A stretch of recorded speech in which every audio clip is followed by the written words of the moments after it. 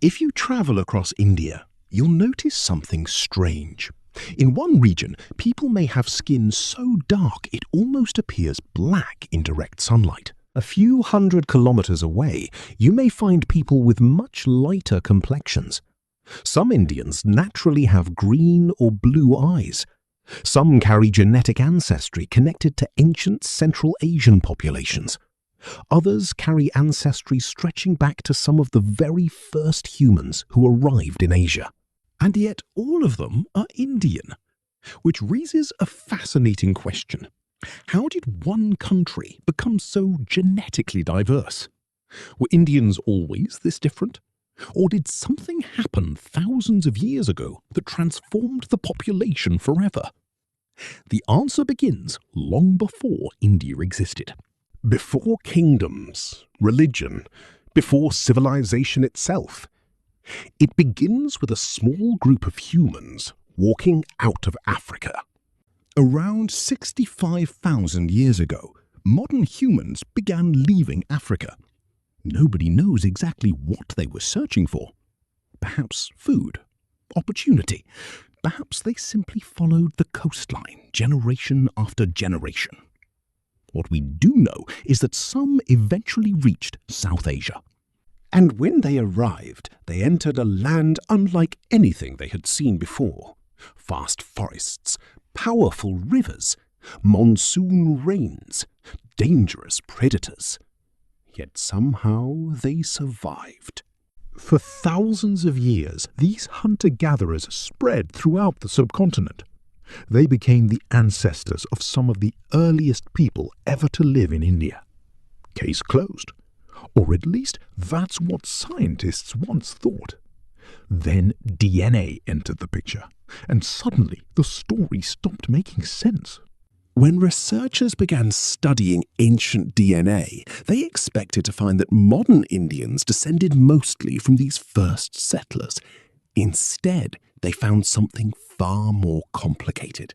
Modern Indians contained genetic signatures that shouldn't have been there. It was as if additional populations had entered the story. Populations arriving thousands of years apart, each leaving behind a genetic fingerprint. The deeper scientists looked, the stranger the picture became. India wasn't built from one ancestry. It was built from many. But who were these mysterious newcomers? The answer arrived from the West. Around 10,000 years ago, a revolution was unfolding. For hundreds of thousands of years, humans had survived by hunting animals and gathering wild plants. Then someone discovered a different strategy. Grow the food instead. Farming changed everything. Villages appeared, populations exploded, civilizations emerged, and eventually these farming communities began spreading. Some moved east, towards South Asia. When they arrived, they encountered descendants of the ancient hunter-gatherers already living there. What happened next would shape India forever. They mixed. Their children inherited ancestry from both worlds. A new genetic story was beginning. But the mystery still wasn't solved, because another population was already moving toward India. This time, thousands of kilometers north stretched an ocean of grass, the Eurasian Steppe, one of the largest grassland regions on Earth. A world of horses, herds, wind, and constant movement.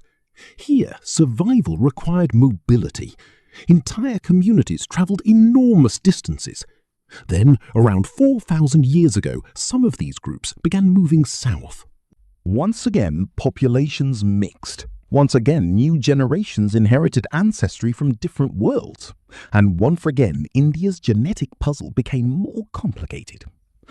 But here is where things become truly surprising. Even after scientists mapped these migrations, something still didn't add up. Migration could explain ancestry, but it couldn't fully explain skin color. Why could neighboring Indians sometimes have dramatically different complexions? Why could two people living in the same country appear so different? To answer that question, we need to talk about a pigment called melanin. Because hidden inside every human skin cell is a molecule that has been shaping human appearance for hundreds of thousands of years. Melanin. The more melanin your body produces, the darker your skin becomes. The less it produces, the lighter your skin becomes. At first, this sounds simple. More sun equals darker skin. Less sun equals lighter skin. But India immediately breaks that rule. Travel across the country and you'll find people with dramatically different skin tones living under surprisingly similar sunlight. The old explanation wasn't enough. Scientists needed another answer, and DNA provided one. Different populations arriving in India carry different genetic variations affecting melanin production.